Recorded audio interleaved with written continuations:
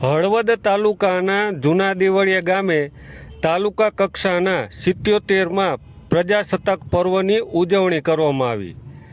હળવદ તાલુકાના જૂના દેવળિયા ગામે 77માં પ્રજાસત્તાક પર્વની તાલુકા કક્ષાની ભવ્ય અને ગૌરવભેર ઉજવણી કરવામાં આવી હતી। આ કાર્યક્રમમાં હળવદ મામલતદારે રાષ્ટ્રધ્વજનું ધ્વજવંદન કરી સલામી આપી હતી।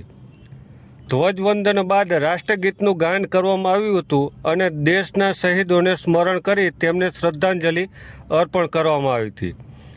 આ પ્રસંગે સરકારી અધિકારીઓ, કર્મચારીઓ, સ્થાનિક આગેવાનો, ગ્રામજનો, વિદ્યાર્થીઓ તથા મોટી સંખ્યામાં સ્થાનિક નાગરિકો ઉપસ્થિત રહ્યા હતા।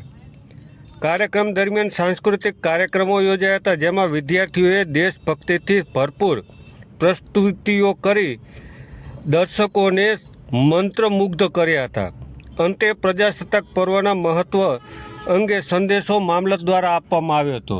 ત્યારે આજે થયેલા ધ્વજવંદન અંગે શું કહી રહ્યા છે હળવદ મામલતદાર, આવો સાંભળીએ।